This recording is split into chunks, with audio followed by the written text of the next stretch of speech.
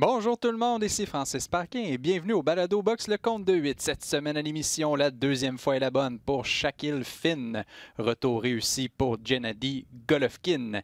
Simon Keane et Dylan Carmen se retrouvent et retour dans l'arène pour Tyson Fury. Et c'est avec bonheur que je retrouve Adrien Meur. Salut Francis. Adrien, on se souvient, le 1er décembre dernier, Shaquille Finn avait tenté de mettre la main sur un premier titre mineur, celui intercontinental de l'IBF. Et verdict nul, donc pas de ceinture. Là, il avait la chance de mettre la main sur deux titres nord-américains de l'IBF ainsi que NABF, un titre quand même assez prestigieux dans l'histoire parce que plusieurs boxeurs ont mis la main dessus, notamment Lucian Boutet et Jean Pascal. Et Shaquille Finn avait la pression de gagner. Il a réussi, le fait avec panache, une performance dans l'ensemble quasi parfaite contre l'Argentin Helio Germán Rafael.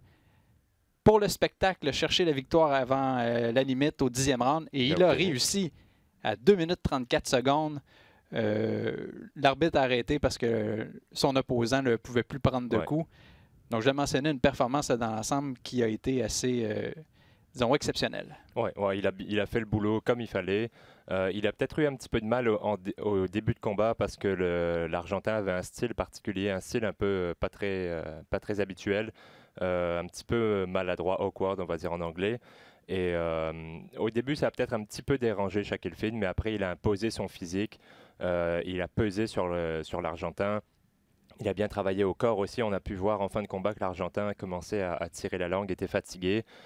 Et ensuite, dans les 2 dernières rounds, il a d'abord envoyé au tapis au 9e avec un beau direct du droit. On voyait en fin de 9e qu'il commençait à être au bout du rouleau, l'Argentin, et il l'a achevé au 10e. Il restait moins de 30 secondes dans le combat, mais il a quand même réussi à l'envoyer au tapis et l'arbitre a bien vu que l'Argentin, il n'en voulait plus, il n'était plus capable d'en prendre. Donc l'arrêt de l'arbitre est justifié et une belle victoire pour Shaquille Finn. Écoute, c'était son 2e essai, mais cette fois il a réussi, il a fait le boulot. Si je veux trouver la petite bête, je vais peut-être dire que j'aurais aimé qu'il utilise un petit peu plus son jab pour préparer ses attaques. J'ai trouvé que parfois il réduisait la distance sans trop travailler, si tu veux, juste avec ses pieds en avançant uniquement, et que contre un adversaire de plus haut niveau, ça pourrait lui jouer des tours. Peut-être que c'est le seul petit truc à corriger selon moi, mais sinon dans l'ensemble c'est une belle performance de sa part. Oui, parce qu'on l'avait évoqué la semaine dernière, ses débuts de combat sont des fois un peu laborieux, tend à s'abaisser au niveau de son adversaire. Là, comme tu me l'as dit, il a mis beaucoup de pression dès le départ. Peut-être, oui, il aurait dû un peu plus préparer ses attaques. D'un autre côté, on disait, c'est un adversaire qui avait perdu les grands combats qu'il avait disputés. C'est un adversaire que Finn devait logiquement battre, c'est ce qu'il a fait. On a vu un peu, on va en parler un peu plus tard, Gennady Golovkin savait qui il avait devant lui, donc des fois on prend peut-être pas le plan de match optimal, puis ça pourrait nous jouer des tours quand, disons, l'entonnoir se resserre. Contre un adversaire de meilleure qualité, ce sera vraisemblablement pas la même chose. D'ailleurs, il a lui-même évoqué après le combat, peut-être encore 2 ou 3 combats qu'on peut dire préparatoires contre des membres du top 15, top 20, a même étiré top 25 pour continuer à parfaire son apprentissage avant d'espérer de disputer un combat qui serait significatif. On peut penser notamment à un combat éliminatoire. Oui, et ce que je tiens à dire aussi, c'est qu'il a fait mieux que les deux meilleurs adversaires de Rafael. Il n'avait jamais été arrêté. C'est ça, qui étaient Periban et Daines, qui avaient remporté, eux, des décisions majoritaires pour Periban et unanime pour Daines. Et là, c'est un KO. Donc, c'est vraiment... pour le jeu des comparaisons, c'est bien pour Finn parce qu'il se place avantageusement. Fait intéressant à noter, je lui ai demandé après son combat s'il faut s'attendre que sa marche vers les combats plus significatifs pourrait s'effectuer à l'extérieur du Québec. Je pensais notamment à Eleider Alvarez qui a disputé ses 2 combats de championnat du monde aux États-Unis ou encore à Oscar Rivas qui va affronter Dillian Whyte au mois de juillet en Angleterre. Et il m'a dit non, je pense que ces combats-là pourraient avoir lieu au Québec, mais j'aimerais ça qu'ils soient présentés à l'extérieur du casino. J'aimerais ça dans un endroit que ce soit le Centre Bell, la Place Bell à Laval ou encore le Centre Vidéotron où il avait affronté Brady Sheehan en décembre dernier. Et il dit, les billets au casino, malheureusement, mes partisans, c'est un peu cher les billets. Tandis que si c'était dans un endroit un peu plus grand, je sentirais beaucoup plus d'appui de la foule. La majorité des gens étaient là pour lui, pour l'encourager, mais il pensait qu'il aurait été en mesure d'attirer un peu plus de partisans samedi soir. Ça avait été présenté à un autre endroit. Oui, ben on sait que c'est un boxeur qui est très populaire ici, de par sa personnalité aussi, et il est extrêmement connu dans le monde de la boxe locale. Oui, puis il fait le lien entre les deux communautés, anglophones et francophones. Donc c'est quelqu'un qui serait capable justement d'être une tête d'affiche pour un gala un petit peu plus gros. Après, il faut que la sous-carte aussi suive et qu'il y ait des boxeurs, d'autres boxeurs qui attirent aussi des spectateurs. Mais c'est vrai que ça serait quelque chose que je trouverais très bien de pouvoir remplir la place Bell ou le centre Bell. Ça serait avec Shaquille Finn et d'autres, ça serait quelque chose à voir. Dans l'ensemble, ça a été une carte, c'est une carte vraiment de développement avec des combats là, majoritairement de 4 ou 6 rounds. On a vu le protégé de Stéphane Larouche, Wilfrid Siey, une autre victoire avant la limite, bien fait, mais lui aussi, hein, il est en début de carrière, c'était seulement son 5e combat. Donc, participant aux Jeux olympiques en 2016, on comprend qu'on a encore beaucoup de chemin à faire, c'est normal. Sinon, une bonne bataille à saveur locale entre Dwayne Durrell et Routy Vincent. Victoire de Vincent par décision majoritaire. Durrell a pris un peu beaucoup de temps avant de se mettre en marche. Et quand il a commencé à avoir du succès, ben, c'était au 4e round et il était un peu trop tard. Donc, sinon aussi, les débuts de Marie-Pierre Houle qu'on suivait avec attention, partenaire d'entraînement de Marie-Ève Dicker, qui a bien fait aussi à son premier combat, là, une victoire par décision unanime des juges. Prochain rendez-vous pour Jim, c'est au mois de juin, le 28, avec Marie-Ève Dicker qui va effectuer la 2e défense de son titre de l'IBF. Aussi, Michael Zouski, un combat très important. 3 ceintures nord-américaines qui vont être en jeu. Et j'ai profité du fait que Yvon Michel était là pour lui demander un peu ses commentaires sur l'actualité, notamment chez les poids lourds, disait c'est quand même assez intéressant qu'Andy Ruiz a tout intérêt à retarder la revanche contre Anthony Joshua, étant donné que Joshua est pressé, veut absolument tourner la page. Il y a des gros dollars qui sont en jeu. On veut passer à la suite des choses. Il disait l'industrie de la boxe souhaite une victoire de Joshua pour le combat revanche. Même Eddie Hearn et son équipe disent c'est un incident de parcours, il va venger cette défaite-là. Mais là, il m'a bien rappelé que Al Haymon contrôle maintenant les 4 ceintures chez les poids lourds et il peut se permettre d'attendre. Ruiz a un levier extrêmement intéressant pour étirer au maximum parce que Joshua avait dit novembre ou décembre pour la revanche, sauf que, et en Angleterre, là, ça se précise de plus en plus, peut-être même attendre 2020 aux États-Unis. Est-ce que Joshua va être prêt à attendre jusqu'en 2020 parce que... Je pense qu'il n'a pas le choix. Il n'a pas le choix d'avoir cette revanche tout de suite parce que les ceintures sont en jeu. Il a perdu ses ceintures. Dans l'esprit des gens, ça reste un choc, le fait que Ruiz ait gagné. Et il faut qu'il revienne sur cette défaite, qu'il tourne la page et qu'il arrive à faire en sorte que les gens oublient un petit peu cette défaite. On ne va jamais l'oublier, mais qu'il l'efface, si tu veux, qu'il corrige le tir. Ça va être, à mon avis, compliqué de l'avoir cette année parce que Ruiz, il va marchander ses ceintures, bien évidemment. Pour lui, c'est une question de faire monter les enchères. Il n'a pas besoin de se battre rapidement, alors que Joshua, lui, en a besoin. Donc, c'est Joshua qui est en demande, si tu veux, qui est le demandeur. Et donc, Ruiz peut imposer un petit peu ses conditions. Ça va être des conditions financières, ça va être des conditions aussi, comme tu l'as dit, pour le lieu du combat qui risque de ne pas être en Grande-Bretagne, mais un autre combat aux États-Unis.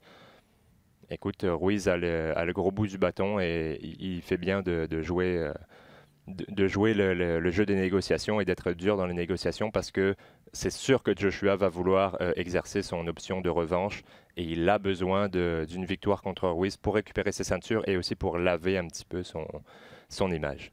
Et qu'est-ce qui se passe avec Sergey Kovalev? Devait affronter son aspirant obligatoire Anthony Yarde le 29 juin en Russie. On dit qu'on a eu des problèmes pour le montage financier. Le promoteur de Yarde, Frank Warren, a expliqué qu'on a besoin d'une invitation pour obtenir des visas pour aller en Russie. On n'avait toujours pas reçu ces invitations-là. Et là, on a appris la semaine dernière que la WBO avait lancé un appel d'offres express pour mardi 11 juin, aujourd'hui. Et là, on a appris quelques heures avant l'enregistrement que finalement, cet appel d'offres-là est repoussé au 24 juin. Donc, c'est un peu nébuleux. Ouais. Ça commence à être long avant que Kovalev puisse effectuer la première défense de son titre. Et là, on apprenait aussi qu'autour de la fin de semaine de l'Action de grâce, le plan de Top Rank, c'est d'organiser un combat d'unification entre Gvozdyk, Beterbiev, Kovalev. Choisissez n'importe lequel des trois. On en prend 2, on fait un combat. Mais en retardant sa première défense, Kovalev s'enlève un peu de l'équation. En même temps, on peut aussi demander une exception pour unifier sa ceinture. Mais est-ce que c'est ça qu'on attend? Parce que Kovalev avait évoqué la tenue d'un tournoi là, à 175 livres avec les meilleurs boxeurs de la catégorie. Yvon Michel a dit que ça fait plusieurs fois que Kovalev en parle au fil des années et ça ne s'est jamais concrétisé. J'ai jamais entendu parler de ça parce qu'on peut s'imaginer fort bien qu'un boxeur comme Eleider Alvarez ferait partie d'un tournoi comme celui-là. Ça serait excellent. Tu aurais Kovalev, tu aurais Gvozdyk, tu aurais Bivol, tu aurais Beterbiev. Tu peux rajouter à ça Alvarez. Ouais, Ramirez aussi, j'y avais même pas pensé. Yardi pourrait en faire partie. En tout cas, il y a vraiment du monde dans cette catégorie pour faire un beau tournoi très relevé. Malheureusement, il faut manger un peu à tous les râteliers, il faut tirer du monde à droite à gauche. Ça risque d'être compliqué d'organiser un tournoi comme ça, mais si ça se fait, ça serait vraiment très intéressant. J'espère que ça sera Beterbiev qui sera un des deux boxeurs dans ce même combat on évoquait que le combat en question d'unification soit présenté à l'extérieur des États-Unis. Naturellement, les journalistes américains ont fait le lien avec Beterbiev en disant il demeure à Montréal, ça pourrait être une option qui serait, j'imagine, fort bien appréciée des amateurs. Ouais, ou ça pourrait être en Russie. Si c'est un combat entre deux Russes, que ce soit Kovalev, Beterbiev ou Bivol, et peut-être même pour Gvozdyk qui est ukrainien, donc avec une frontière commune, ça pourrait très bien faire l'affaire aussi. Donc je ne sais pas, mais c'est possible que ça soit présenté aussi en Europe de l'Est, en Russie.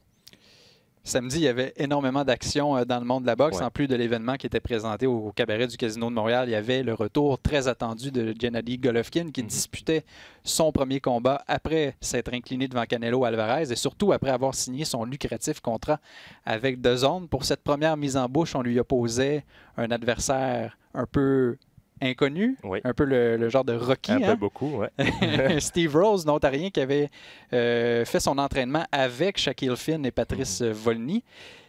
Eh bien, on se disait, est-ce que Rose peut causer la surprise comme Ruiz l'a fait la semaine précédente contre Joshua? Bon, c'était un peu étiré l'élastique et ça relevait beaucoup de la pensée magique.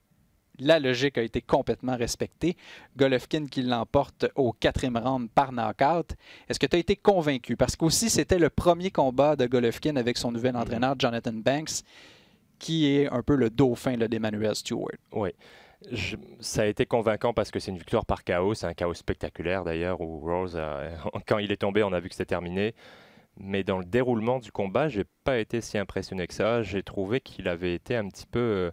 peut-être pas nonchalant, mais il s'est fait atteindre assez souvent, notamment au 2e round, plus souvent que ce que j'anticipais. Je ne l'ai pas trouvé... oui, il a été dominant, mais je m'attendais à plus que ça, à ce qu'il ne se fasse pas autant atteindre, à ce qu'il soit même... à ce qu'il n'attende pas le 4e round pour passer le KO, que ce soit dans les peut-être deux premiers rounds.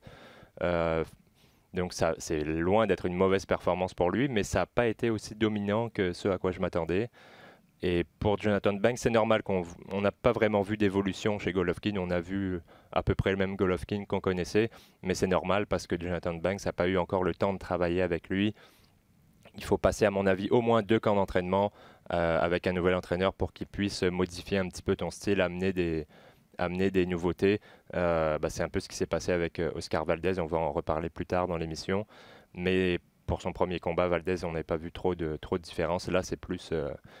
c'était plus marqué. Et pareil pour Golovkin, je pense pas qu'on n'en a pas vu dans ce combat-là contre Rolls, mais on risque d'en voir dans le prochain combat parce qu'il aura eu plus de temps pour travailler avec... je parle de Banks, il aura eu plus de temps pour travailler avec Golovkin. Est-ce que le fait qu'il affrontait un adversaire qui était pas très dangereux, en ce sens que Rose n'était pas reconnu pour sa force de frappe, fait en sorte qu'il ne l'a pas respecté? Parce qu'on sait que Golovkin est capable de changer d'autres styles, comme il l'avait fait. On a souvent utilisé cet exemple-là, comme contre David Lemieux. C'est-à-dire c'est positionné derrière son jab et avait été excellent en boxant de cette manière. Est-ce que ça explique un peu pourquoi il a voulu être expéditif et pas, disons, risquer de s'éterniser dans un combat qui l'aurait assurément fait mal paraître? Oui, quand tu es contre un adversaire comme ça, c'est un peu ce qui était arrivé à Joshua. Tu veux gagner de manière spectaculaire rapidement.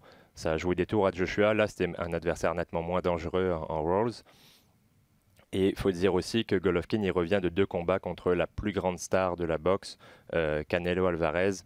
Tu reviens de 2 combats comme ça et là tu affrontes un inconnu.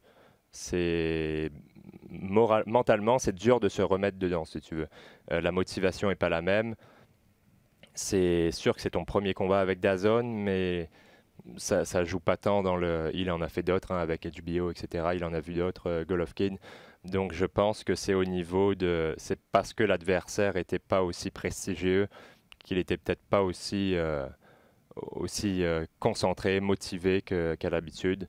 Je pense pas que c'est une question de vieillissement ou quoi que ce soit. C'est vraiment une question d'adversaire et que si l'adversaire avait été de meilleur niveau, on aurait vu un meilleur Golovkin. Mais là, il n'avait pas particulièrement besoin de forcer son talent pour venir à bout du Canadien. Chose certaine, Steve Rose a reçu les louanges un peu partout dans le monde de la boxe parce qu'il a essayé de faire quelque chose. S'est porté à l'attaque, donc ça explique un peu les conséquences quand ça prend deux partenaires pour danser. Si l'autre s'était réfugié, avait juste cherché à parer les coups, mais ça aurait donné un combat somnifère. Là, a essayé quelque chose. On dit même le deuxième round à son avantage.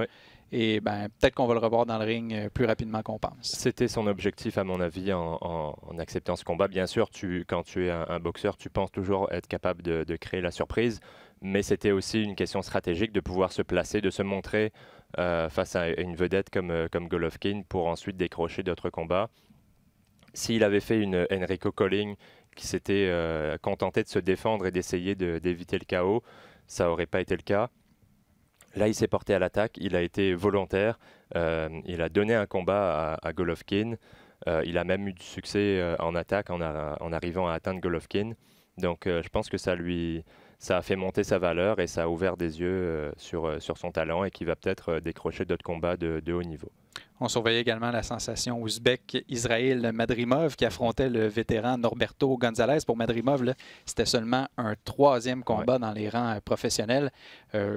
Pas que Gonzalez est un adversaire redoutable qui avait nécessairement de très très grandes chances de le battre, mais ça restait quand même un boxeur, comme j'ai mentionné, avec beaucoup d'expérience. Et ça a été une victoire par arrêt de l'arbitre au 6e round, bien fait pour l'espoir. Une super performance et Madrimov, comme beaucoup de boxeurs de l'ancien bloc soviétique, il prend l'autoroute chez les professionnels. Il avait été élu meilleur boxeur de la série mondiale de boxe en 2017. Il passait pro en 2018. Il a déjà 3 combats et juste pour comparer, je vais vous noter ses adversaires. Son premier adversaire en carrière, c'est Vladimir Hernandez, qui vient lui d'affronter Souleymane Sissoko, le médaillé de bronze à Rio. Sissoko, c'était son 9e combat. Madrimov, lui, c'est son premier combat. Le deuxième, c'est Frank Rojas, qui avait une fiche de 24-2. En 2018, Rojas a affronté José Benavides. C'était le 27e combat de Benavides, qui ensuite, à son 28e, s'est battu contre Terence Crawford. Madrimov, lui, c'était son 2e combat contre ce gars-là. Il l'a mis KO au 2e round, un KO spectaculaire. Son 3e combat là contre Norberto Gonzalez. Je vais vous donner un petit peu des noms d'adversaires de Gonzalez. Le médaillé d'or olympique Esquiva Falcao, c'était le 18e combat de Falcao. Terrell Gosha, qu'on a vu récemment contre Austin Trout, c'était son 14e combat. Erickson Lubin, son 8e. Jamal Charlo, c'était son 19e combat. Madrimov, lui, c'était son 3e combat et lui a passé le KO. Donc c'est pour vous montrer un petit peu qu'il met les bouchées doubles, voire triples dès le début de sa carrière. Ça ne m'étonnerait pas qu'on le voit très bientôt dans un combat de championnat du monde, peut-être en début d'année prochaine, pourquoi pas en fin d'année. Lui, il dit qu'il est prêt pour un combat de championnat. En tout cas, il est encore jeune, 24 ans, et il a un style particulièrement adapté aux pros. Très vif, très agile, il change de garde, droitier, gaucher, il est imprévisible. C'est vraiment beau à voir, c'est une bonne technique, il est vraiment sûr de lui. C'est un gars qu'il faut suivre parce qu'on va le voir très très bientôt dans un combat de championnat du monde, j'en suis convaincu. Et historiquement, dans une catégorie, les super mi-moyens, qui a toujours été un peu ouverte parce que c'est toujours une étape de transition. Ceux qui connaissent beaucoup de succès à 154 livres, généralement, passent chez les 160. On l'a vu avec un des deux jumeaux, Charlo, qui avait remporté un titre du WBC intérimaire. Donc, ça reste à voir. En tout cas, chose certaine, la journée qu'il va se battre pour un championnat du monde, ça va être un événement à ne pas manquer. Et c'est beau à voir en plus, sa boxe est très... il y a beaucoup de mouvements, beaucoup de changements de côté. Il passe droitier-gaucher très rapidement, parfois à l'intérieur d'une combinaison. C'est spectaculaire comme style et c'est assez unique. Il n'y en a pas beaucoup qui se battent de cette manière-là, donc c'est quelque chose à voir. Également, samedi, il y avait Oscar Valdez qui se battait du côté de Reno, Nevada. C'était présenté en direct sur les ondes de RDS2. Il affrontait Jason Sanchez. C'était 6e défense de titre pour le champion des poids plumes de la WBO. Et ça a été une victoire par décision unanime, des cartes vraiment très larges, 218-109 et 117-110. On se demande, Valdez, ça pourrait être intéressant qu'il puisse être impliqué dans un combat de championnat peut-être d'unification ou avoir un adversaire le plus relevé que son 11e aspirant, comme l'était Sanchez. Oui, alors ça a été une belle victoire pour Valdez qui a dominé ce combat-là techniquement. Et ce que j'ai bien aimé, c'est qu'on a pu voir l'ajustement avec son nouvel entraîneur Eddie Reynoso, qui est l'entraîneur de Canelo Alvarez. On a pu voir des ajustements défensifs. Il a toujours ses qualités offensives. Il est peut-être un petit peu moins agressif, mais il est plus responsable défensivement aussi, un petit peu plus d'esquive, des mouvements, des esquives, retrait du buste, etc.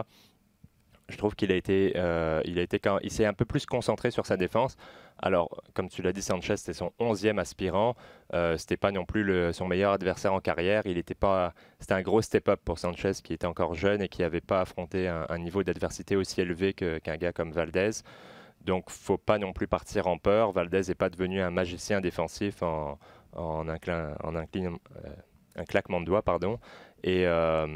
Mais il a quand même amélioré quelque chose qui était un défaut chez lui. Donc, il va continuer à travailler ça avec Eddie Reynoso et il va devenir un boxeur plus complet sous les ordres de l'entraîneur mexicain. C'est ce genre de modification qu'on veut voir chez un boxeur. Je pense que c'est ça qu'on va voir aussi chez Golovkin. La patte de son entraîneur, on peut la voir dans sa boxe maintenant par rapport à ce qu'il faisait avant, ce qu'il avait fait dans ses 15 combats précédents, Valdez. On a vu une différence avec un nouvel entraîneur qui est là depuis, ça doit faire un petit peu plus de 6 mois. Et je pense que ça va être la même chose avec Golovkin. On va voir les résultats de son travail avec Banks un peu plus tard dans l'année, ou en fin d'année ou en début d'année prochaine. En sous-carte également, on a eu droit à un knockout particulièrement terrifiant.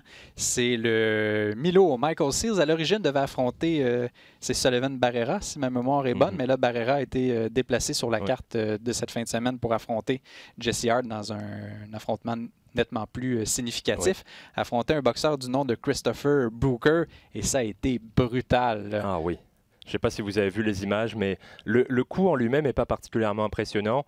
Mais c'est le résultat. Il est tombé inanimé. Là, on aurait dit qu'il y avait un sniper dans le public qui l'avait tiré. Il est tombé inanimé dans les cordes avec la tête en arrière, les bras n'importe comment comme ça. Même quand l'arbitre et le médecin ont essayé de le mettre à plat, il était complètement mou. Ça a pris un petit moment avant qu'il reprenne ses esprits. C'est un coup qui a été sur le dessus de la tête, sur le côté, qui a complètement fermé les lumières, mais visuellement c'était choquant, mais le coup en lui-même n'était pas aussi spectaculaire que le résultat le laisse croire. En tout cas, quand tu vois le thumbnail de la vidéo, la petite image de la vidéo avec le gars dans les cordes, tu te dis qu'est-ce qui s'est passé? Il s'est fait démolir et sur le coup, tu comprends pas que c'est ça qui l'a mis KO. Et le coup lui-même paraît pas si terrible que ça. Mais il était particulièrement bien placé et c'est ça qui a passé le KO à Booker. En tout cas, si vous ne l'avez pas vu, allez le voir parce que c'est vraiment impressionnant la manière dont il est tombé dans les cordes. Là. On aurait dit un bon vieux KO de Mike Tyson. Tu nous avais prévenu la semaine dernière pour le combat qui était présenté vendredi à Verona dans l'État de New York entre Zab Judah et Cletus Seldin, qu'il fallait peut-être pas s'attendre au pire, mais c'était inconcevable que Judah puisse affronter un cogneur de la trempe. On s'attendait à ce que ça se termine mal. Ça s'est mal terminé. Judah qui a fait un anévrisme. Mais là, tout semble être correct pour le moment. Là, les dernières nouvelles sorti de l'hôpital, qui émanent des médias sociaux disent que tout est beau. Les journalistes qui ont parlé avec un porte-parole de la famille. Mais c'était un combat. Là, on s'interroge. Comment un boxeur comme Judah qui avance en âge, beaucoup de défaites successives avant la limite, puisse remonter dans l'arène contre un cogneur dans la fleur de l'âge. Il y a beaucoup de questions à se poser. Oui, à 41 ans, on savait que Zab Judah avait plus rien à faire dans un ring de boxe. En plus, c'est un gars qui avait des qualités que tu perds avec l'âge. La vitesse, la vivacité, l'agilité. C'est pas des trucs que tu gardes comme la puissance, comme la force de frappe. Donc, il a perdu toutes ses qualités physiques qui faisait de lui un bon boxeur. Écoute, en plus il a arrêté pendant plusieurs années, il est revenu, il a fait 2 combats en 2 ans à 39 et 40 ans, là il en fait un autre contre un cogneur. Je comprends pas trop pourquoi on l'a mis là. Ben oui, je comprends pourquoi, parce que c'est son nom, c'est un nom à accrocher à ton tableau de chasse, mais c'était dangereux, on sait pourquoi, parce qu'il il avait plus d'affaires dans un ring de boxe, et là ça a failli tourner au drame. Et dans le combat lui-même, on voyait qu'il n'avait plus les qualités pour rivaliser avec Seldin.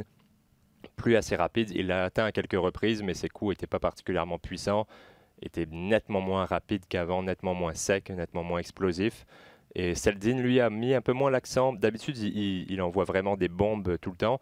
Et il a peut-être mis un peu moins l'accent sur la puissance, mais beaucoup plus sur le volume et l'accumulation. On sait que les dommages au cerveau, c'est pas souvent les gros coups qui vont te mettre KO, c'est ce qu'on appelle en anglais subconcussive. C'est les coups un peu moins forts, ceux qui vont pas te mettre KO, mais qui s'accumulent. C'est ça qui fait les gros dommages au cerveau et qui peut envoyer un boxeur à l'hôpital après le combat. Ça a été le cas là, dans ce combat-là où Judah a encaissé énormément de coups à la tête. L'arbitre a peut-être pris un petit peu de temps pour arrêter le combat, mais pas tant que ça, parce que Judah a été 1 ou 2 fois, il a été un petit peu ébranlé, mais il a repris ses esprits rapidement. Il n'y a pas eu si tu veux, il n'y a pas eu d'élément déclencheur pour donner une excuse à l'arbitre pour qu'il dise OK, là c'est bon, on arrête ça maintenant. Ça a été vraiment l'accumulation, et quand il a vu que Judah était plus capable, il a arrêté le combat. Je blâme pas l'arbitre, parce que il n'y a pas eu vraiment de grosses chutes au tapis qui auraient pu l'inciter à arrêter le combat à ce moment-là. Il a voulu laisser une chance à Judah de se reprendre, mais à un moment donné, il avait perdu tous les rounds et on était rendu en fin de combat. Il a pris la bonne décision. Heureusement qu'il l'a arrêté à ce moment-là, parce que Judah aurait peut-être pu continuer, mais ça aurait été encore plus grave pour lui après le combat. Donc ça aurait pu être arrêté plus tôt, mais je ne jette pas la pierre à l'arbitre, parce qu'il aurait fallu avoir un élément déclencheur là, pour le pousser à arrêter le combat. On sait que c'est un sport qui est extrêmement dangereux, mais s'il y a possibilité de prévenir en amont des événements comme ceux-là, il va falloir emmener que les commissions athlétiques se penchent. Sauf erreur, la commission athlétique qui régit ce qui se passe sur l'île de Manhattan n'est pas nécessairement la même que celle ailleurs dans l'État de New York. On sait que le casino où elle s'était présentée à Verona, c'est situé sur une réserve amérindienne, donc c'est pas les mêmes juridictions qui s'appliquent, mais reste que ça n'avait aucun sens ce combat-là, et ce qui s'est passé nous a donné raison. Et la conséquence de ce combat-là,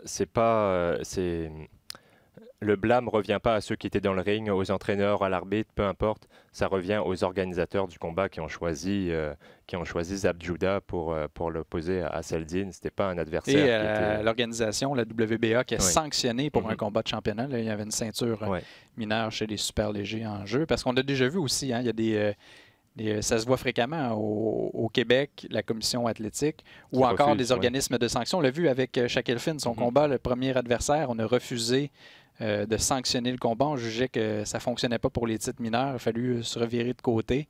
Et des fois, il y a possibilité là, de prévenir des affrontements là, qui s'annoncent illégaux. Ça me permet de faire un lien chez les 140 livres avec Mathieu Germain. On sait...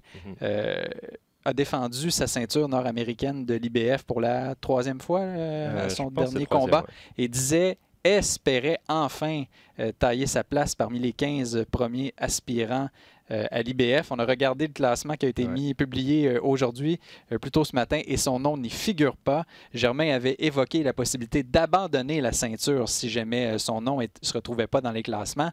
Donc, il faudra voir si on avait parlé sur le coup de l'émotion ou si on va passer de la parole aux actes. Mais on sait qu'il y a eu des changements de garde à la direction de l'IBF, et il y a certains promoteurs qui ont été écartés. On devine Eye of the Tiger Management fait partie de cette catégorie-là. On sait aussi, Yvon Michel a longtemps été associé à l'IBF. D'ailleurs, Arthur Beterbiev, c'est cette voie-là qu'il avait prise. On peut penser à Denis Stevenson aussi, avant qu'il ait cette chance au WBC, on avait gravi les échelons à l'IBF, même chose pour Lucien Boutet. Donc le Québec a un lien, disons, assez fort avec l'IBF au cours de la dernière décennie. Et il n'y a pas de raison qu'un boxeur comme Mathieu Germain ne se retrouve pas parmi les 15 premiers au classement. D'autant plus que de son côté, lui, il paye des frais de sanction à chaque fois, à chaque combat de championnat, et il n'a pas la récompense qui est censée venir avec cette ceinture nord-américaine. Donc c'est normal qu'il se questionne sur le bienfait de payer ces frais de sanction-là, parce que si ça lui apporte aucun bénéfice, ça sert pas à grand-chose. Oui, parce qu'après, pour le choix des adversaires, bien, on a toujours une position au classement à offrir si on veut avoir un challenge qui est intéressant, qui va nous permettre de progresser. Parce que là, pour l'instant, qui dans le top 15 a intérêt à affronter Mathieu Germain? Personne, ils n'ont rien à gagner. Donc, un dossier qu'on va suivre, naturellement, bien, il y a un événement d'Eye of the Tiger cette fin de semaine. Donc, on va pouvoir poser la question aux principaux intéressés. C'est ce qui m'amène à ce combat qui va être présenté entre Simon Keane et Dylan Carmen. 8 mois après leur premier combat que Dylan Carmen avait remporté par knockout au 4e round, les deux boxeurs se retrouvent samedi soir à Shawinigan au centre Gervais Auto pour la revanche. Keane, on se rappelle, a gagné son combat de retour contre l'obscur Rogelio Omar Rossi, un knockout au 2e round. Lui, Carmen a fait un choix différent. Il a choisi de monnayer la ceinture qu'il avait remportée, je pense que c'était le WBC de la francophonie, pour affronter un boxeur russe du nom d'Evgeny Romanov, et ça s'était terminé par un knockout au premier round. On avait cependant été en mesure d'éviter trop de dégâts, a vu là, quand ça commençait à jouer un peu trop dur, a pris la décision de ne pas se relever après avoir visité le plancher. J'avais rencontré les deux boxeurs le 2 avril dernier pour la première activité de promotion là, qui lançait cet événement-là. Et Carmen a maintenu cette ligne-là dans toutes les interventions qu'il a fait depuis. Keane n'a pas de menton et il n'est pas capable de prendre ses coups. Donc, peu importe là, ce que Simon Keane pourrait dire, dès qu'il y a un coup franc qui va arriver, ça va être terminé, les lumières vont s'éteindre. Et est-ce qu'il faut donner raison à Dylan Carmen? Parce que Simon Keane, si on exclut ce combat-là contre Dylan Carmen, avait quand même démontré peut-être des petits signes de faiblesse dans le passé, mais avait su récupérer. Est-ce que tu crois qu'il va être en mesure de remporter ce combat revanche-là? Est-ce que c'est une erreur parcours comme Anthony Joshua contre Andy Ruiz? Je pense que oui, parce qu'il est quand même plus talentueux que Carman, mais comme Joshua, on va toute proportion garder, ça se voit que c'est pas un encaisseur parce qu'il y a des coups qui sont capables de l'ébranler, de le sonner. Et écoute, c'est les poids lourds, hein, donc une seule grosse droite, un seul gros crochet, ça peut mettre fin au combat. Par contre, l'inverse aussi est vrai, c'est que Carman est allé au tapis contre Simon Keane. Il n'a pas non plus été capable de bien encaisser ses coups. Son dernier combat, il s'est fait mettre KO au premier round. Donc, c'est pas non plus, lui, la meilleure mâchoire de la catégorie. Donc, à mon avis, c'est le premier qui touche solidement l'autre qui va remporter le combat. Dans le cas de Simon Keane, il faut qu'il utilise son jab, il faut qu'il reste à distance. Il ne faut pas qu'il échange coup pour coup avec Carman parce que quand il reste à distance, il domine le combat, il a une meilleure technique que Carman. Il lance peut-être un petit peu moins de coups, mais il faut qu'il évite les échanges coup pour coup parce que c'est là que ça devient dangereux pour lui. Et il faut qu'il reste sérieux en défense aussi. Mais je pense que ça va être la stratégie de rester à distance, d'utiliser le jab pour le garder un peu loin et installer sa boxe et passer son 1-2, jab main droite, essayer d'être sérieux en défense, d'être solide et de pas y aller d'échange dans un combat de rue parce que ça joue dans la cour de Carman et ça va avantager le Carman. C'est un combat qui est prévu pour 10 rounds. Bon, il n'y a pas de ceinture en jeu. Mais Keane, bon, on dit qu'il faut se servir de son jab, il faut faire des déplacements. Est-ce qu'il est capable de maintenir le rythme pendant 10 rounds? Au niveau du cardio, on a vu aussi qu'il baisse de rythme assez rapidement. C'est normal, on sait que même chose pour Joshua, j'arrête pas de comparer les deux, mais on sait que c'est pas au même niveau, mais c'est un petit peu le même style de corps, très massif, très musclé. Et plus tu as de muscles, plus ça demande de l'oxygène pour fonctionner. Et donc, plus tu te fatigues rapidement, si tu veux. Alors que Carman, lui, est un peu moins musclé, si tu veux, un peu moins massif. D'ailleurs, a fondu un peu. Hein? Ouais. Il va se présenter dans le ring beaucoup moins lourd que pour le premier combat. Peut-être pour avoir un plus gros volume de coups, parce que si tu es plus mince, tu peux un peu mieux te déplacer et lancer plus de coups en te fatiguant moins rapidement. Lui, il aurait avantage à échanger avec Keane, et c'est peut-être pour ça qu'il est un peu plus mince, un peu plus léger, pour pouvoir augmenter le rythme et fatiguer plus vite Simon Keane, qui est, on le sait, qui est susceptible à fatiguer rapidement dans un combat. De notre côté, Keane ne peut pas non plus se lancer dans une guerre d'échange avec Carman parce qu'on sait, dans le passé, on l'avait vu contre Éric Martel, est capable de se relever. Bon, affronter son adversaire russe, Romanov, c'est une autre catégorie d'adversaire. C'est un boxeur qui est nettement supérieur, mais quand il affronte des boxeurs de son niveau, généralement, à ce jeu-là, c'est toujours lui qui, au final, demeure debout. Donc, pour Keane, ce serait hasardeux là, de penser qu'on pourrait réussir là où on a peut-être d'une certaine manière échoué la première fois parce que... Il ne faut pas recréer le même scénario que dans le premier combat. Et ça, on parle de mâchoire. Souvent, on réduit la mâchoire au fait que tu tombes ou pas. Il y a aussi le fait que tu te relèves ou pas. Un boxeur comme Salido, on dit qu'il a une bonne mâchoire, mais il est tombé souvent dans sa carrière. Mais à chaque fois, il récupère très vite, il se relève et il finit par t'envoyer toi au sol. Carman, toute proportion gardée, c'est un petit peu la même chose aussi. Il est capable de se relever. Ça a été la même chose avec Andy Ruiz, qui est allé au tapis, c'était solide comme knockdown contre Joshua. Il s'est relevé et il paraissait pas particulièrement sonné, alors qu'il a encaissé un gros crochet après un uppercut. La mâchoire, c'est aussi la manière dont tu récupères, la vitesse à laquelle tu récupères. Et à ce niveau-là, Carman est supérieur à Simon Keane. Les deux vont au tapis, mais Carman est capable de récupérer rapidement, alors que Simon Keane, quand il va solidement au tapis, c'est plus compliqué de récupérer, de reprendre ses esprits et de retrouver ses jambes, surtout de retrouver la solidité de ses appuis.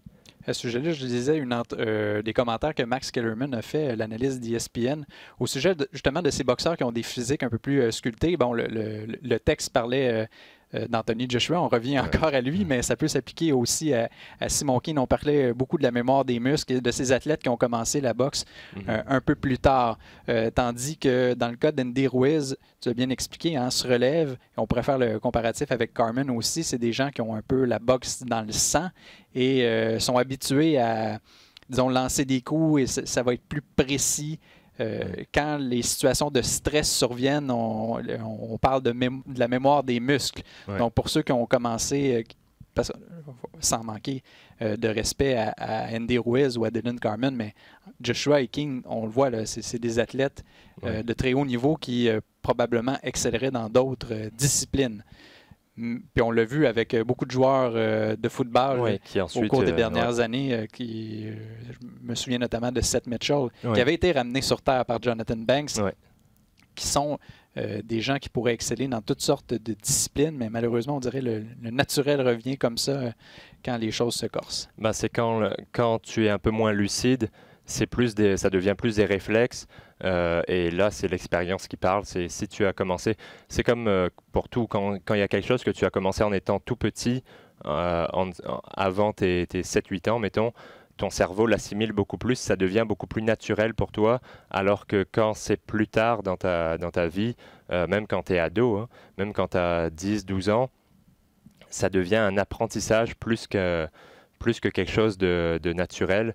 Et quelque chose qui vient naturellement, vient beaucoup plus vite que quelque chose qui est appris.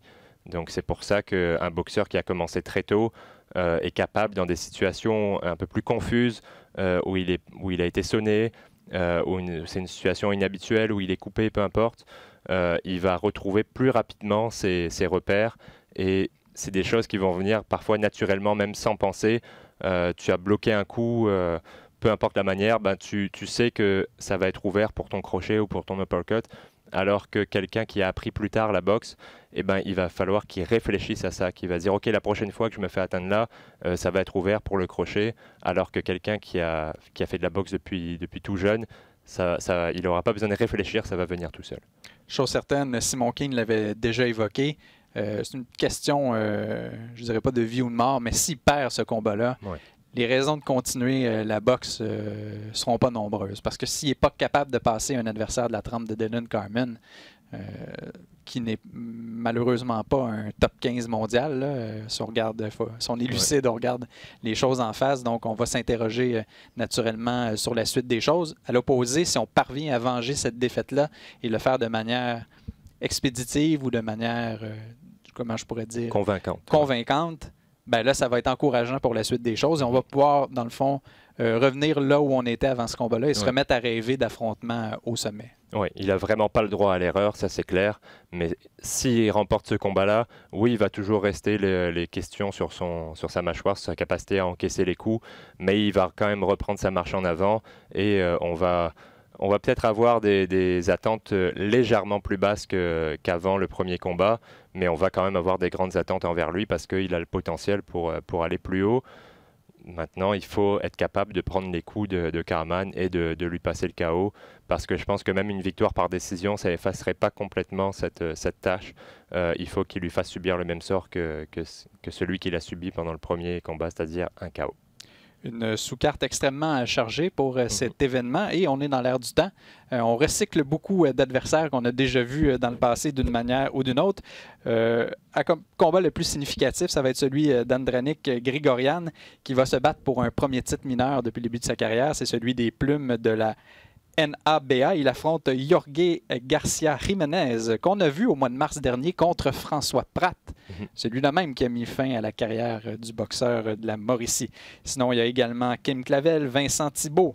Lexon Mathieu, lui, affronte Fernando Galvan, qu'on a déjà vu contre Yann Pellerin à la Place Belle. Il avait battu l'ancien combattant d'arts martiaux mixtes. On a également vu cet adversaire-là contre Wilfrid Seyi et Simon-Pierre Adé dans un événement qui avait été présenté au Casino de Montréal. Sinon, Arthur Ziadinov, Raphaël Courchaine, Adam Braidwood. Là, ça va être vrai. Son premier combat depuis sa défaite contre Simon Keane l'année dernière à Shawinigan. Il affronte Andrew Satterfield. Lui, il a passé 35 secondes dans le ring avec Arslanbek Makhmoudov, en début de carrière pour le géant russe. Sinon également Kimi Cloutier et Évry Martin Duval, la plus récente recrue d'Eye of the Tiger Management, un ancien champion amateur canadien. Il y a de la boxe encore une fois cette semaine sur les ondes de RDS.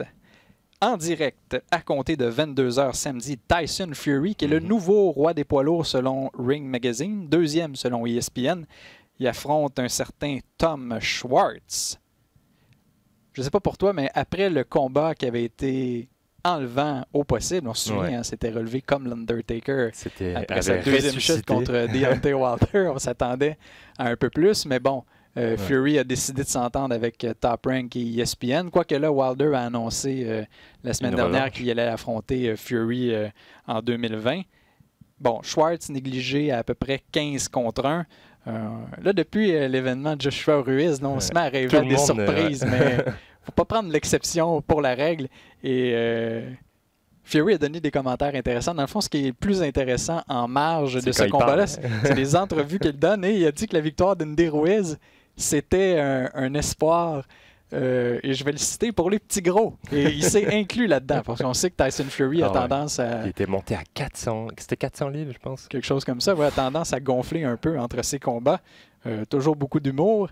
Et bon, en principe, là, ça ne devrait pas être un combat compliqué pour Fury, qui a affronté quand même des grosses gommes dans le monde de la boxe. Contre Schwartz, qui lui, c'est son premier véritable test depuis le début de sa carrière. C'est ça. C'est son premier combat chez ESPN. C'est d'ailleurs drôle que ESPN le place deuxième alors que les autres le placent premier, alors qu'ils sont chez lui. Tyson Fury est chez eux. Il faut dire que le classement d'ESPN relève d'une personne qui est Dan Raphaël. C'est pas le cas de leur classement des meilleurs boxeurs livre pour livre, mais dans les divisions, c'est pas un comité comme The Ring. Donc mais oui, il y aurait eu une occasion de le placer.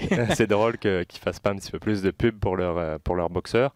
Mais c'est vrai que c'est un petit peu comme ce qu'on voit avec DAZN, un combat de bienvenue. Ton premier combat avec un nouveau diffuseur, on va te faire briller, on va t'offrir un adversaire qui est largement à ta portée. Un peu ce qu'on a vu avec Rocky Fielding, ce qu'on a vu avec Steve Rose contre Golovkin. Là, c'est Tom Schwartz contre Fury. Et pour écarter toute comparaison avec Ruiz Joshua, Ruiz, on le connaissait bien avant, on savait que c'était un très bon boxeur. On pensait qu'il n'était pas au niveau de Joshua. Il nous a contredit complètement. Mais là, Schwartz, on le sait qu'il n'est pas au niveau de Fury. Alors c'est les poids lourds, c'est un gros bonhomme de 6 pieds 6, Schwartz. Donc il peut toujours y arriver avec un seul coup mettre fin au combat, mais j'y crois pas vraiment, d'autant plus que Fury est excellent défensivement, qu'il est capable de se retirer, de rester à distance, de te tenir loin avec son jab. C'est pas quelqu'un qui est facile à atteindre, Fury, et Schwartz n'a jamais rencontré quelqu'un même proche du niveau de Fury. Donc je pense que le Britannique va s'amuser et il va montrer. C'est un clown aussi dans le ring, Fury, il s'amuse, il nargue un peu l'adversaire. Donc je pense qu'on va voir pas mal de choses comme ça. C'est pas le plus gros cogneur, donc je suis pas sûr qu'il lui passe le KO parce qu'il est quand même massif, Schwartz, il est solide. Mais il va le dominer techniquement et je vois pas comment l'Allemand peut déranger Fury. Oui, parce que la personnalité flamboyante de Tyson Fury et ses déclarations à l'emporte-pièce ont pris le dessus sur l'athlète qu'il est. Ouais. Et c'est un fichu bon boxeur, comme tu le mentionnes, excellent défensivement. Peut-être le seul danger que je vois planer un peu, c'est, on se souvient de son combat contre Klitschko. Je me souviens, tu m'avais envoyé un texto, c'est la même journée que Bouté de Guerre, je crois, le combat le plus plate de l'histoire. Donc, peut-être un danger. On est sur une grande scène, c'est ses débuts à Las Vegas. Faut quand même offrir un peu quelque chose aux amateurs et pour qu'ils se mettent quelque chose sur la dent pour se nourrir en vue des combats qui vont suivre. Ouais, je m'en souviens de son combat avant celui contre Wilder. J'ai oublié le nom de son adversaire. C'était un Italien, il me semble. Mais ça avait été un combat pas très excitant non plus. Ça avait fini en décision. Il avait fait le boulot. Il avait gagné la majorité des rounds. Mais c'était pas... Francesco Pianetta. C'est ça. Et c'était une décision. Il avait remporté la majorité des rounds. C'est pas tous les rounds. Mais ça n'avait pas été super excitant à voir. C'était, il esquivait les coups et puis il le tapochait un petit peu, mais sans chercher vraiment à lui faire mal il s'amusait, il rigolait. C'était une partie de, c'était pas comme un combat professionnel, c'était comme une séance de sparring public pour montrer aux gens ce qu'il savait faire. Et ça, je trouvais qu'il n'était pas prêt pour des grands combats après avoir vu cette performance-là. Et finalement, juste après, il y a eu ce combat contre Wilder qui a été un des meilleurs combats de l'année. Il était prêt, mais il a tendance parfois, quand l'enjeu n'est pas là, à être un petit peu moins sérieux, à vouloir un peu moins impressionner et plus à s'amuser. On va suivre également en demi-finale l'affrontement entre Sullivan Barrera et Jesse Hart, qui lui va effectuer ses débuts officiels chez les poids mi-lourds. On avait évoqué son nom comme adversaire à Eleider Alvarez, mais le Montréalais avait dû prendre quelques semaines de repos parce qu'il souffre, se remet d'une infection à un pied. C'est un combat qui, pour le gagnant, va ouvrir de très, très belles portes dans la division parce qu'il y a plein d'affrontements ensuite qui peuvent se pointer à l'horizon. Barrera, des fois, on oublie, mais ses défaites en carrière, c'est contre des boxeurs de premier plan. On pense à Bivol et Andre Ward, deux boxeurs qui, aux dernières nouvelles, sont invaincus. Donc, c'est une lourde commande là, pour Jesse Hart, d'autant plus qu'il... C'est son premier combat. C'est son premier combat dans la nouvelle catégorie. Barrera, c'est un boxeur qui est établi chez les mi-lourds depuis longtemps. Donc, c'est ça, d'avoir un vétéran comme ça qui a vu les meilleurs de la catégorie en face de lui. On va savoir tout de suite ce que Jesse Hart peut faire chez les mi-lourds. S'il arrive à l'emporter contre Barrera, ça va envoyer un message à tout le monde que ce gars-là, il va être prêt pour des combats de championnat tout de suite. On a vu ce qu'il a fait 2 fois contre Gilberto Ramirez. Il est passé très très proche de lui enlever sa ceinture chez les super moyens. Je pense que l'objectif, c'est d'aller retrouver à nouveau Ramirez pour finalement remporter un combat contre lui. Mais en attendant, c'est Barrera. Et s'il remporte ce combat-là, s'il le remporte de belle manière, ça lui ouvre les portes pour n'importe quel champion qui va se chercher un adversaire. Ceux qui ne seront pas impliqués dans un combat d'unification, ils vont devoir chercher un adversaire en attendant de pouvoir, eux, faire une unification contre un des autres champions. Et Jesse Hart pourrait très bien être un adversaire potentiel pour n'importe lequel de ces champions à 175 livres. C'est un programme triple, si je ne me trompe pas, qui commence avec Mikaela Mayer qui affronte Lisbeth Crespo. Oui, Crespo, elle vient de battre Marisa Nunez, une ancienne victime de Marie-Ève Dicker. Et Mikaela Mayer, de son côté, commence à faire pas mal de bruit aux États-Unis. Elle est invaincue en 10 combats.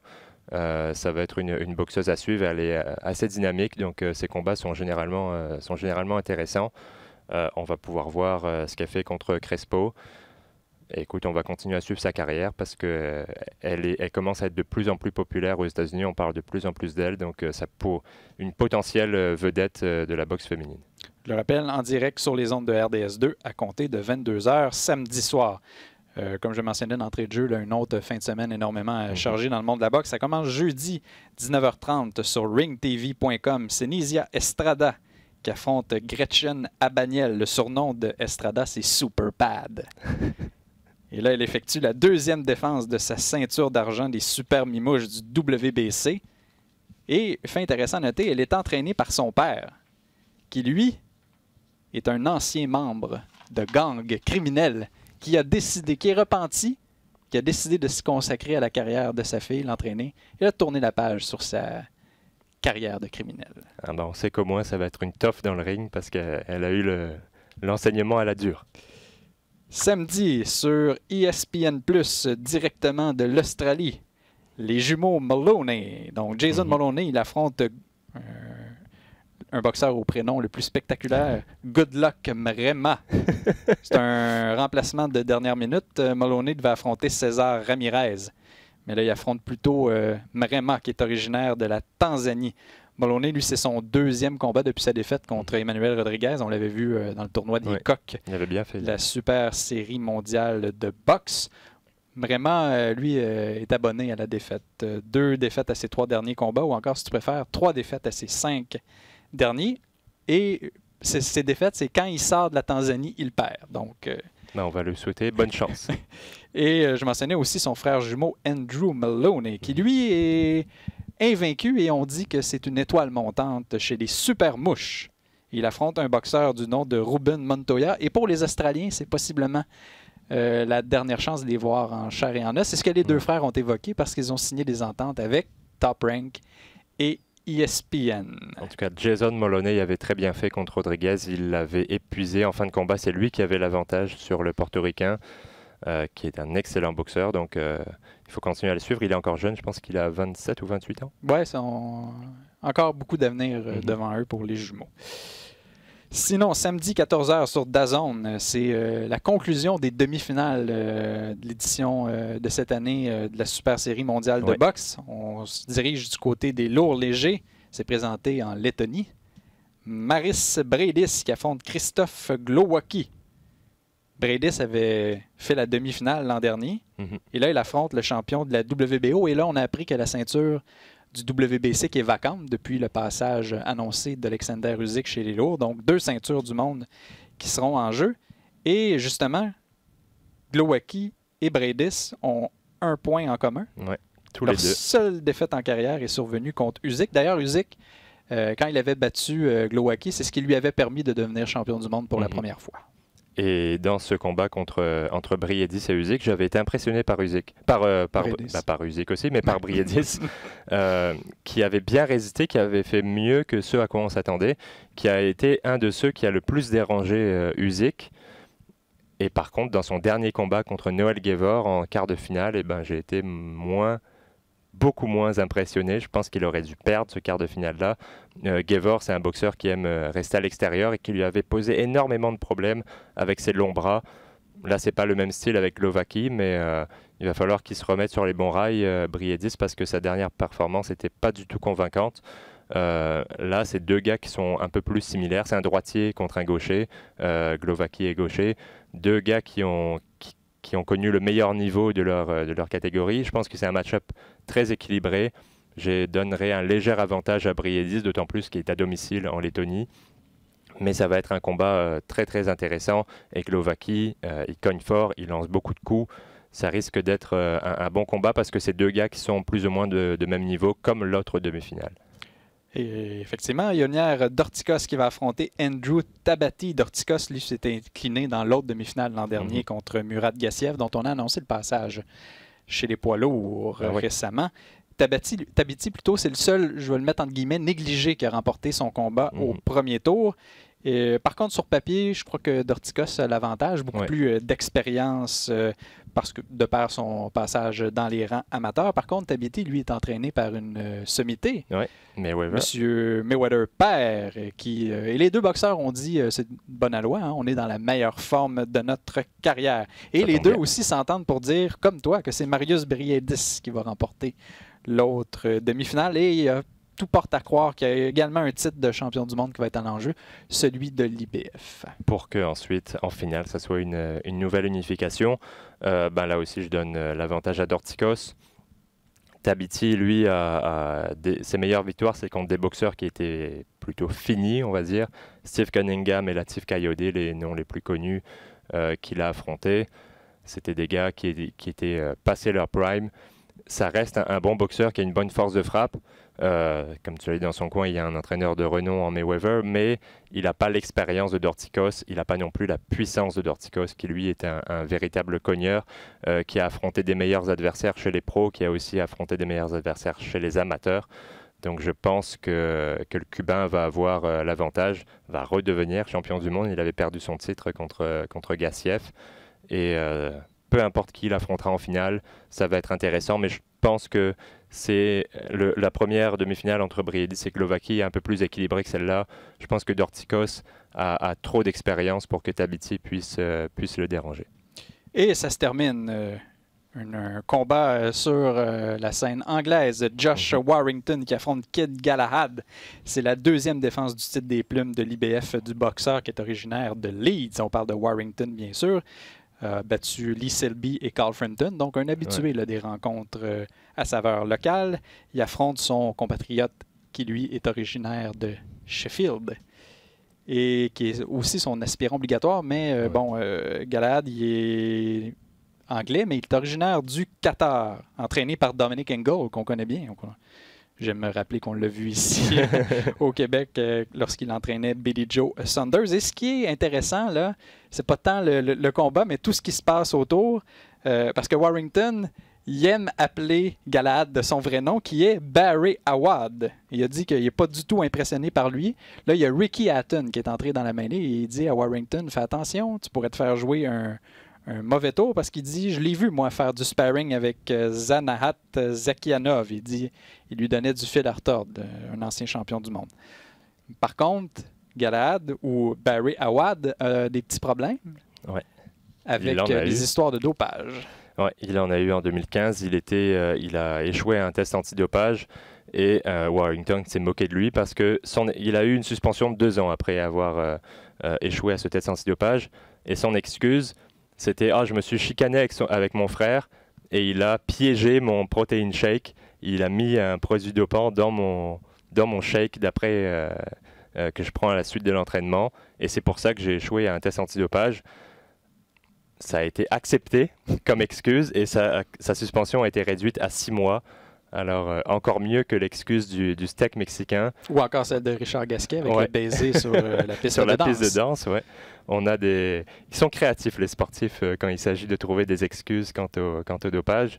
Mais celle-là est particulièrement surtout spectaculaire. que c'est le stanozolol, le même produit dopant qui a été rendu célèbre par Ben Johnson il y a déjà plus de 30 ans. Ouais, donc c'est facile à repérer en plus parce que c'est une substance qui est assez ancienne. Donc écoute, les excuses ont l'air de fonctionner. Il y a des gens qui sont peut-être un peu plus crédules que nous.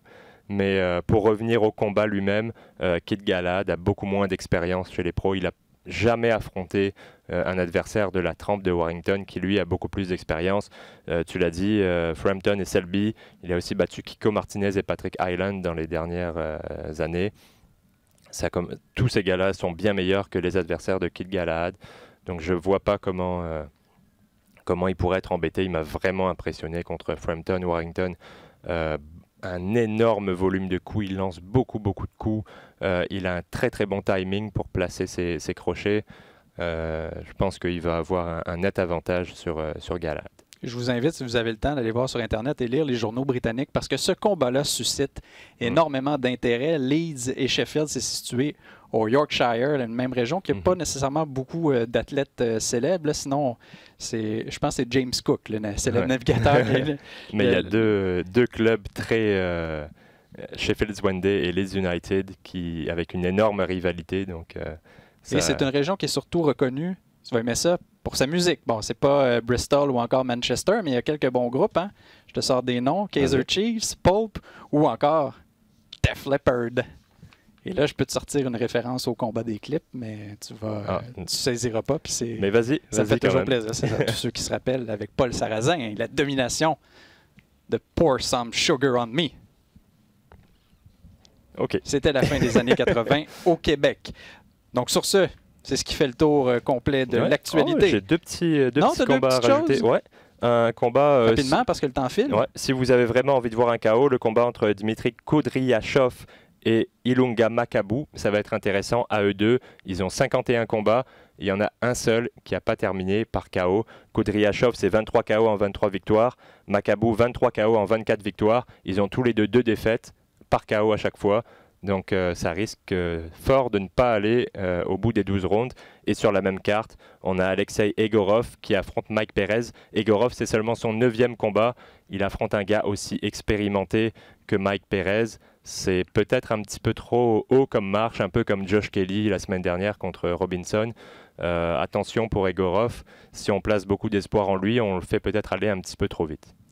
Comme à l'habitude, je vous invite à visiter notre page Facebook, le compte de 8, oui, ou encore nos différents comptes Twitter, que ce soit @FPaquinRDS ou encore @AdrienMeur. Je vous invite à visiter le rds.ca/balado-diffusion pour découvrir tous les balados qui sont offerts par RDS. Notre collègue Didier Orméjus a enregistré un nouvel épisode du Sac du Car tout juste avant nous. Vous pouvez également visiter l'application RDS ou encore l'application iHeartRadio. Donc, au nom d'Adrien Meur et du virtuose de la mise en onde Guillaume Côté, ici Francis Paquin qui vous remercie d'avoir été des nôtres et qui vous dit à la prochaine. Ciao!